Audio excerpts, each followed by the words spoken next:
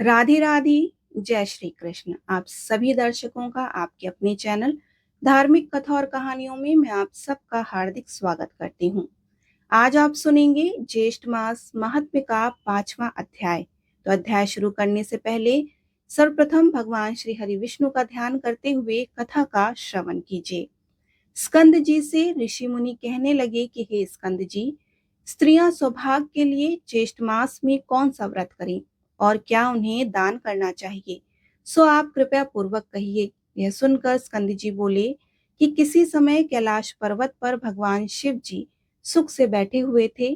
तब देवी पार्वती जी हाथ जोड़कर और प्रणाम करके शिव जी से कहने लगी कि हे शिव शंभु, हे जगन्नाथ, हे सर्वज्ञ, हे सुखदायक, मेरे समान ऐश्वर्य, सुख और सौभाग्य जिस उपाय के द्वारा अक्षय हो जाए अर्थात नाश रहित हो जाए, हे कृपा निधि, आपके साथ मैं अजर और अमर होकर रहूं, यह किस वर्ष संभव होगा? कृपया पूर्वक मुझे यह बतलाइए।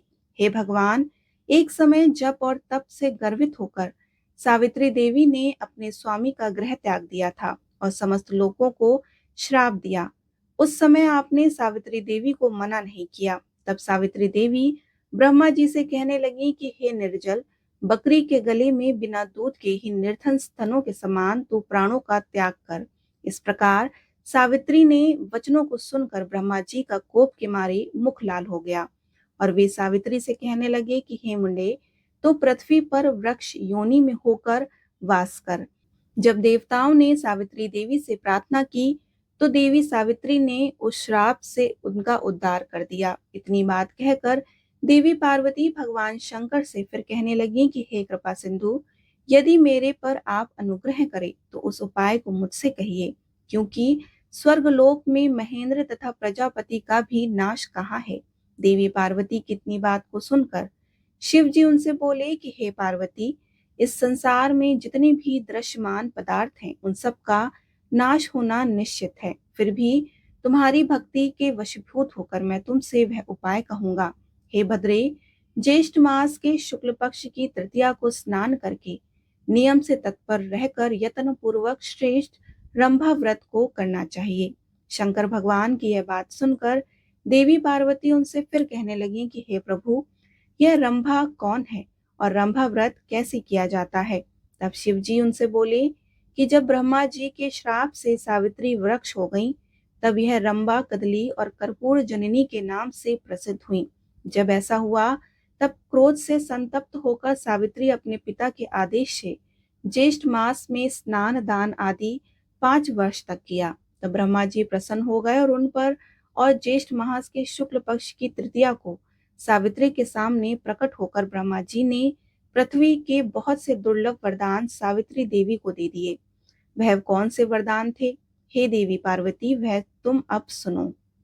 ब्रह्मा जी ने सावित्री से कहा कि हे शुभे, तुम इस संसार के कल्याण के लिए अंश से रंभा अर्थात रंभा केले को कहा जाता है, तुम रंभा हो जाओ, यानी कि केला हो जाओ। जो भी मनुष्य ज्येष्ठ मास में तुम्हारा ज्येष्ठ पूजन करेगा उनका सुख सौभाग्य और संपदा अक्षय होगी, अर्थात उनका सुख और सौभाग्य नाश रहित होगा। देवी सावित्री से ऐसा कहकर ब्रह्मा जी उन्हें अपने साथ लेकर सत्यलोक को चले गए। तद शिव जी भगवान देवी पार्वती से कहने लगे, और पार्वती वह सावित्री के श्राप की कथा मैंने तुमसे कही, अब मैं तुम्हें संक्षेप में रंभा व्रत की विधि कहता हूँ। ज्येष्ठ मास की तृतीया के दिन बाग या अपने घर में केले का पेड़ लगाओ। पंचामृत, गंध, पुष्प माला और कर्पूर पवित्र शीतल खुशबू से वसित जल आदि से प्रतिदिन केले के वृक्ष का सिंचन करो। सुंदर वन को बनाकर उसके मध्य में कलश स्थापित करें। षोडशोपचार विधि से पूजन करके अनेक प्रकार के नैवेद्य अर्पण करें। अपनी शक्ति के अनुसार ब्राह्मणों को भोजन करावे और स्वयं भी व्रत भोजन करके गीत वाद्य पुराण कथा श्रवण और कीर्तन आदि के द्वारा देवता के सामने जागरण करें। इसी प्रकार केदी वन में बैठकर नित्य प्रतिदिन पूजन करें। केदी वन केले के वन को कहा जाता है। समस्त कामनाओं वाले मनुष्य इस प्रकार ज्येष्ठ मास में व्रत को करें और जब 1 मास यह ज्येष्ठ का पूर्ण हो जाए तो आचार्य को बहुत सा धन देकर दूध वाली गौ का दान दें। यथाशक्ति हवन कराकर ब्राह्मणों को दक्षिणा देवे और अपनी शक्ति के अनुसार शर्करा युक्त खीर से ब्राह्मणों को भोजन करावे। इसके पश्चात विसर्जन करके व्रत का पारण करें और प्राणियों को बहुत सा अन्न दान देवें। इतनी बात कहकर शिव जी भगवान देवी पार्वती से कहते हैं कि हे बद्रे, पहले तुमने मुझको प्रसन्न किया था, इसी से यह सब रहस्य मैंने तुमको बतलाया। इस व्रत को यत्न पूर्वक करो, तुमको शाश्वत फल मिलेगा। स्कंद जी मुनियों से इतनी बात कहकर उनसे आगे कहते हैं कि प्रथम सूर्यपुत्र के विग्रह से जगदीश्वर ने इस व्रत को गुप्त रखा था। उस पवित्र व्रत को जगत के गुरु श्री शंकर भगवान ने दिनों की कृपा करके श्री पार्वती जी से इस व्रत के विषय में कहा। इस प्रकार ज्येष्ठ मास महात्म्य में रंभा व्रत वर्णम 5वां अध्याय संपूर्ण हुआ। बोलिए श्री हरि विष्णु भगवान की जय। आइए अब हम आपको श्री अयोध्या महात्म्य का श्रवण कराते हैं। श्री राम के परम धाम गमन की कथा का श्रवण करेंगे और इसी के साथ सुनेंगे गोपतार तीर्थ की महिमा, श्री रोधक तीर्थ, बृहस्पति कुंड और रुक्मणी आदि कुंडों के महात्म्य का स्मरण करेंगे। इन तीर्थों में यदि आप ना भी जा पाए और इन तीर्थों के महात्म्य की कथा का श्रवण करें तो भी आपको अनंत फल की प्राप्ति होती है। सरयू और घाघरा के संगम में 10 कोटि सहस्त्र तथा 10 कोटि तीर्थ हैं। वह संगम के जल में स्नान करके एकाग्रचित्त होकर देवताओं और पितरों का तर्पण करें और अपनी सामर्थ्य के अनुसार दान दें। फिर वैष्णव मंत्र से हवन करके पवित्र होवें। अमावस्या पूर्णिमा दोनों द्वादशी की तिथि आयन और व्याप्तिपात योग आने पर संगम में किया हुआ स्नान विष्णु लोक को प्रदान करने वाला है। विष्णु भक्त पुरुष भगवान विष्णु की पूजा करके उन्हीं की लीला कथा का श्रवण करते हुए विष्णु प्रीति का गीत, वाद, नृत्य तथा पुण्य कथा वार्ता के द्वारा रात्रि में जागरण करें। तत्पश्चात प्रातःकाल विधि पूर्वक श्रद्धा से स्नान कर भगवान विष्णु का पूजन करें और ब्राह्मणों को यथाशक्ति स्वर्ण आदि का दान करें। आपको बता दूं आपकी जानकारी के लिए कि यह सभी तीर्थ अयोध्या में ही स्थित हैं। जब भी आप अयोध्या जाएं, इन तीर्थ का अवश्य सेवन करें। इन कुंडों में स्नान, इन तीर्थों में स्नान अवश्य करें। पूर्व काल में भगवान श्री रामचंद्र जी ने आलस्यहीन होकर देवताओं का कार्य पूरा करके अपने भाइयों के साथ परम धाम में जाने का विचार किया। गुप्तचरों के मुंह से यह समाचार सुनकर इच्छा के अनुसार रूप धारण करने वाले वानर, भालू, गौ, पूंछ एवं राक्षस झुंड के झुंड वहां पर आए। वानरगण देवताओं, गंधर्व और ऋषियों के पुत्र थे। वे सब के सब श्री रामचंद्र जी के अंतर्ध्यान होने का समाचार पाकर वहां पर आ पहुंचे। श्री रामचंद्र जी के समीप आकर सभी वानर युद्ध पतियों ने कहा कि हे राजन, हम सब लोग आपके साथ चलने के लिए यहाँ आए हैं। और फिर वे श्री राम से बोले कि हे पुरुषोत्तम, यदि आप हमें छोड़कर चले जाएंगे तो हम सब लोग यहाँ महान दंड से मारे जाएंगे, प्राणियों की सी अवस्था में पहुंच जाएंगे। उन वानर, भालू, राक्षसों की इस बात को सुनकर श्री रामचंद्र जी ने उसी क्षण विभीषण से कहा कि हे विभीषण, जब तक कि भूतल पर प्रजा रहे तब तक तुम भी यहीं पर रहकर लंका के महान साम्राज्य का पालन करो, मेरा वचन अन्यथा नहीं करो। विभीषण से ऐसा कहकर कि भगवान श्री रामचंद्र जी हनुमान जी से बोले कि हे वायुनंदन, तुम चिरंजीवी रहो। हे कपि श्रेष्ठ, जब तक लोग मेरी कथा कहें तब तक तुम प्राणों को धारण करो। मैं और द्वंद, यह दोनों अमृत भोजी वानर हैं। यह दोनों तब तक इस पृथ्वी पर जीवित रहें तब तक कि संपूर्ण लोगों की सत्ता बनी रहे। यह सभी वानर यहाँ पर रहकर मेरे पुत्र पुत्रों की रक्षा करते रहे। ऐसा कहकर श्री रामचंद्र जी ने शेष वानरों से कहा कि तुम लोग मेरे साथ चलो। तद शेष रात्रि बीतने पर जब प्रातः काल हुआ तब विशाल वृक्ष और कमल दल के समान नेत्रों वाले महाबाहु श्री राम अपने पुरोहित वशिष्ठ जी से बोले। श्री रामचंद्र जी ने वशिष्ठ जी से कहा कि हे भगवान, हे गुरुवर, प्रज्वलित अग्निहोत्र की अग्नि आगे चले, वाजपेयी यज्ञ और अतिरात्र यज्ञ की अग्नि भी आगे आगे लेकर जाई जाए। तब महातेजस्वी वशिष्ठ जी ने अपने मन में सब बातों का निश्चय करके विधि पूर्वक महाप्रस्थान किया, कालोचित कर्म किया। तदंतर ब्रह्मचर्य पूर्वक रेशमी वस्त्र को धारण किए हुए भगवान श्री राम दोनों हाथों में कुछ लेकर महाप्रस्थान को उद्यत हुए। वे नगर से बाहर निकलकर शुभ या अशुभ कोई भी वचन नहीं बोले। भगवान श्री राम के वाम पाश में हाथ में कमल लिए हुए लक्ष्मी जी खड़ी हुईं और दाहिने पाश में विशाल नेत्रों वाली लज्जा देवी उपस्थित हुईं। आगे मूर्तिमान व्यवसाय अर्थात उद्योग और दृढ़ निश्चय विद था। धनुष प्रत और बाण आदि नाना प्रकार के अस्त्र शस्त्र पुरुष शरीर धारण करके भगवान के पीछे पीछे चले। ब्राह्मण रूपधारी वेद वाम भाग में और गायत्री दक्षिण भाग में स्थित हुई। ओमकार वट का सभी श्री रामचंद्र जी के साथ चले। ऋषि महात्मा और पर्वत सभी स्वर्ग द्वार पर उपस्थित भगवान श्री राम के पीछे पीछे चले। अतः पुर में स्त्रियां, वृद्ध, बालक, दासी और द्वार रक्षक सबको साथ ले चले। श्री रामचंद्र जी के साथ प्रशस्त हुई रानी निवास की स्त्रियों के साथ में लेकर शत्रुघ्न सहित भरत भी चले। रघुकुल के अनुराग रखने वाले महात्मा ब्राह्मण भी स्त्री पुत्र और अग्निहोत्र के सहित जाते हुए श्री रामचंद्र जी के पीछे पीछे चले। मंत्री भी सेवक पुत्र बंधु बांधव तथा अनुकामियों के सहित श्री रामचंद्र जी के पीछे गईं।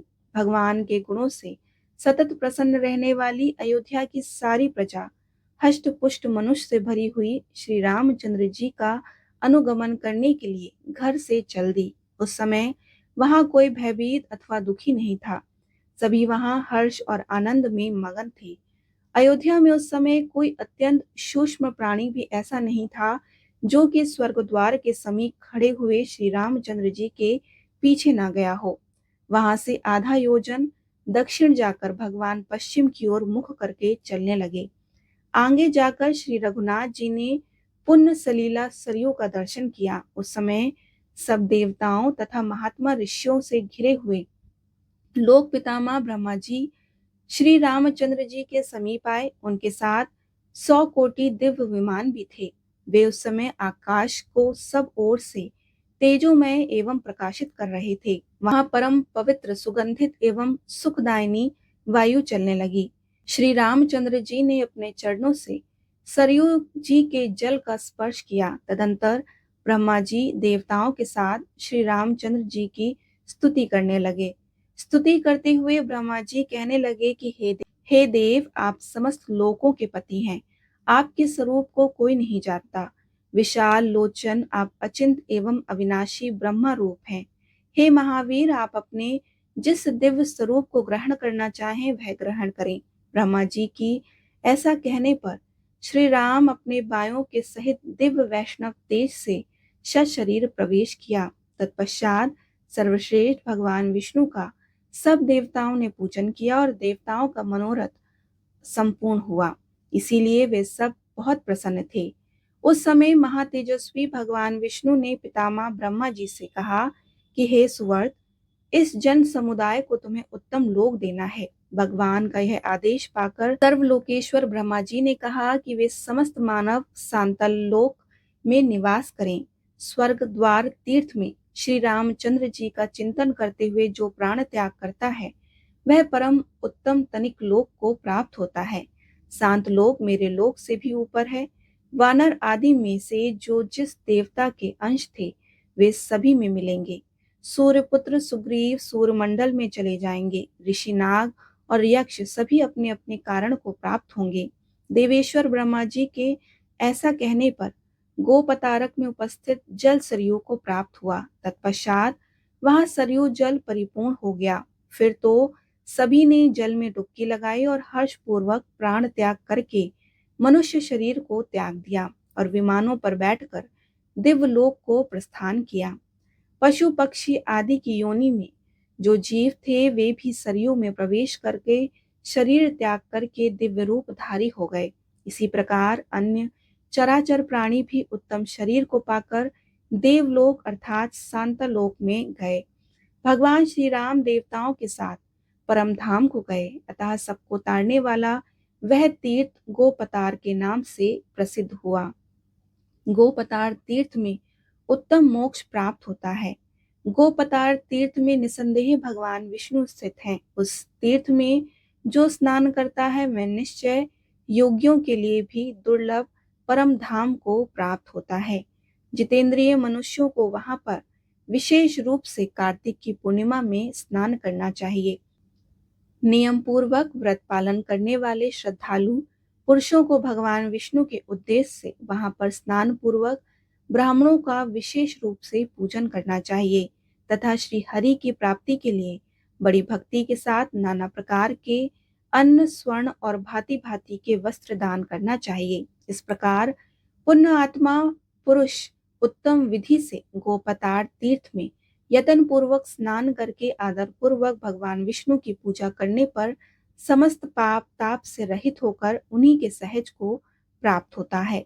इतनी कथा सुनाकर सूत जी आगे कहते हैं कि हे मुनियों, सीता कुंड से वायव कोण में श्री रोधक नामक तीर्थ है जो कि सभी दुखों का नाश करने वाला है। पूर्व काल में राजा दशरथ ने वहीं पर पुत्र के लिए पुत्रीटी नामक यज्ञ किया था। यज्ञ के अंत में वहां पर भगवान अग्निदेव अपने हाथ में हविष्य से भरा हुआ सोने का एक पात्र लिए हुए दृष्टि गोचर हुए थे। उस हविष्य में परम उत्तम विष्णु तेज व्याप्त था। राजा दशरथ ने उस हविष्य के 4 भाग करके अपनी पत्नियों को बांट दिए। जहां उस शीर अर्थात खीर या हविष्य की प्राप्ति हुई वहां पर श्री रोधक नामक वाला वह तीर्थ प्रसिद्ध हुआ।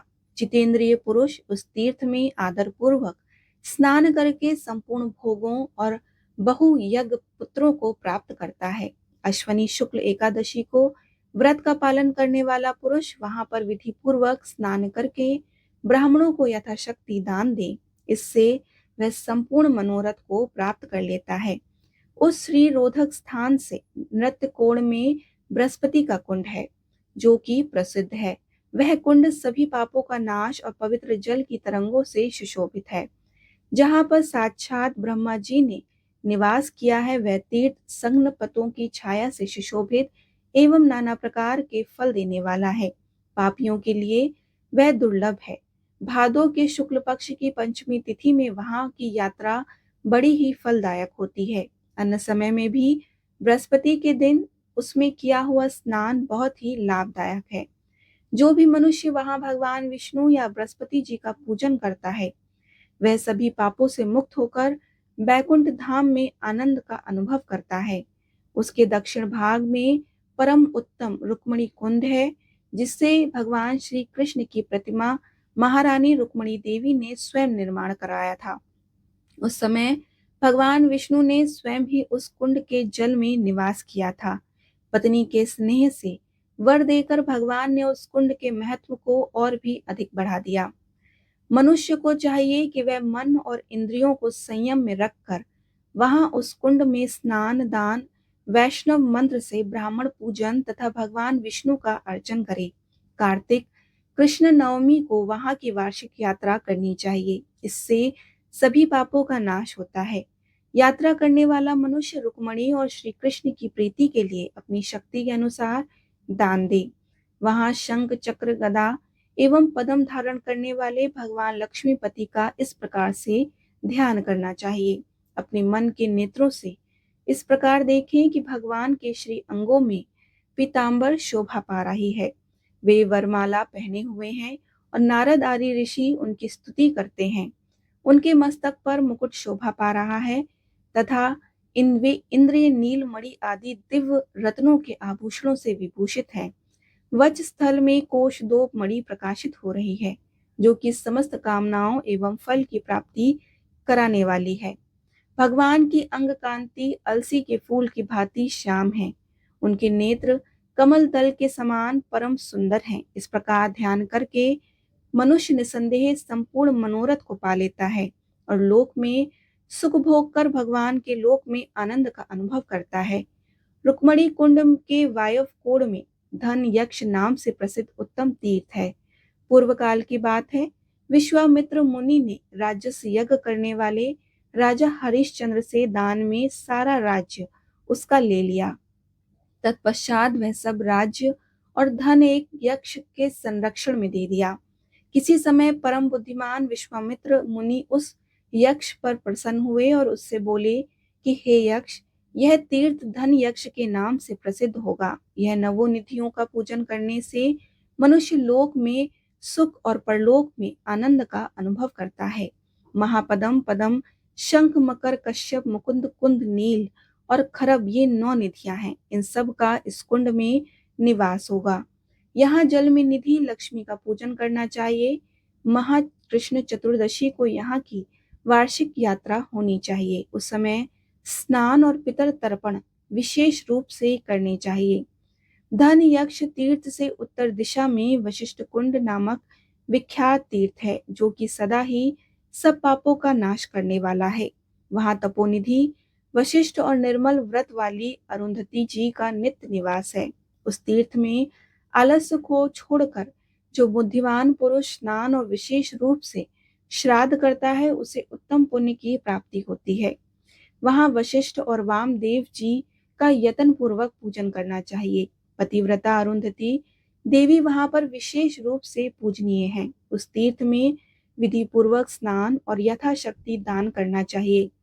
जो उस तीर्थ में स्नान करता है वह वशिष्ठ जी के समान होता है। भाद्र मास की शुक्ल पंचमी को विधि पूर्वक मन और इंद्रियों को संयम में रखते हुए वहां की वार्षिक यात्रा होनी चाहिए। पतन पूर्वक श्रद्धा से भगवान विष्णु की पूजा करनी चाहिए। ऐसा करने वाला मनुष्य सभी पापों से शुद्ध चित्त होकर भगवान विष्णु के लोक में जाता है। वशिष्ठ कुंड से पश्चिम दिशा में सागर कुंड के नाम से विख्यात एक तीर्थ है, जो कि संपूर्ण कामनाओं और मनोरथ की सिद्धि देने वाला है। उस कुंड में स्नान दान करने से मनुष्य संपूर्ण कामनाओं को प्राप्त कर लेता है। सागर के नृत्य कोण में उत्तम योग कुंड है, जहाँ पर जल की 64 योगिन निवास करती हैं। वे पुरुषों का संपूर्ण मनोरथ सिद्ध करती हैं और स्त्रियों को विशेष रूप से उत्तम सिद्धि प्रदान करने वाली हैं। योगियां सबके सब समस्त मनोवांछित फलों को देने वाली हैं। योगिनी कुंड से पूर्व परम उत्तम उर्वशी कुंड है, जिसमें स्नान करने वाला पुरुष स्वर्ग में उर्वशी को प्राप्त करता है। यहाँ इस कुंड में स्नान करके मनुष्य को भगवान विष्णु का पूजन करना चाहिए। ऐसे करने वाला विद्वान मनुष्य सदा ही विष्णु लोक में निवास करता है। वह स्त्री हो या पुरुष सभी मनोरथ को पाता है। वर्ष कुंड के दक्षिण भाग में उत्तम गोसार कुंड है, जो कि सब पापों का नाश करने वाला है। वहां स्नान और दान करने से मनुष्य सूरलोक में प्रतिष्ठित होता है। घाव से युक्त कोढ़ी निर्धन अथवा दुख से घिरा हुआ कोई भी मनुष्य क्यों ना हो, वहां पर विधि पूर्वक स्नान जो करता है वह संपूर्ण कामनाओं को प्राप्त कर लेता है। विशेषतः रविवार को वहां पर आदर पूर्वक स्नान करना चाहिए। रविवार के साथ यदि सप्तमी तिथि का भी योग हो तो वहां का स्नान बहुत ही फलदायक होता है। एक समय घोष नामक के एक राजा ने उस तीर्थ में स्नान और संध्या करते हुए मुनियों को देख तब उसने भी विधि पूर्वक आचमन करके वहां स्नान किया। स्नान करते ही राजा का दिव्य शरीर हो गया और उसका मन आनंद से परिपूर्ण हो गया। तब वहां ठहरे हुए मुनियों से उस राजा ने उस तीर्थ की महिमा जानी और फिर राजा ने सूर्यदेव की प्रसन्नता के लिए सूर्यदेव की स्तुति की। स्तुति करते हुए राजा बोले कि हे देव देवेश्वर, हे भगवान सूर्य, आपका स्वरूप सच्चिदानंद स्वरूप है, आपको नमस्कार है। आप संपूर्ण जगत को उत्पन्न करने वाले तथा जगत को आनंद देने वाले सूर्यदेव को नमस्कार है। आप प्रभा के निकेतन तथा दिव्य रूपधारी हैं। तीनों वेद आपके ही स्वरूप हैं, आपको नमस्कार है। योग के ज्ञाता एवं सत्य स्वरूप आप भगवान विवस्वान को मेरा नमस्कार है। आप सबसे परे हैं, परमेश्वर हैं तथा त्रिलोकी का अंधकार नष्ट करने वाले हैं, आपको मेरा नमस्कार है। आपका स्वरूप अचिंत है, आप प्रभा फैलाने वाले तेज से संपन्न हैं, आपको सदा नमस्कार है। आप योग प्रिय, योग स्वरूप और योग्य हैं, आपको सदैव नमस्कार है। आप ओमकार रूप व सत्कार स्वरूप और ज्ञान रूप हैं, आपको नमस्कार है। यज्ञ यजमान भविष्य तथा ऋत्विज आप सब कुछ आप ही हैं, आपको नमस्कार है। आप संपूर्ण रोगों के नाशक आत्म स्वरूप तथा कमलों को आनंद प्रदान करने वाले हैं, आपको नमस्कार है। आप अत्यंत कोमल और अतिशय तीक्ष्ण हैं, संपूर्ण देवताओं का पालन करने वाले, आपको नमस्कार है। आप यज्ञ भोक्ता भक्त रक्षक तथा प्रिय स्वरूप हैं, आपको नमस्कार है। आप निरंतर प्रकाश देने वाले और समस्त लोगों के हितकारी हैं, आपको नमस्कार है। मैं आपके चरणों में प्रणाम करने वाला शरणागत भगत हूँ।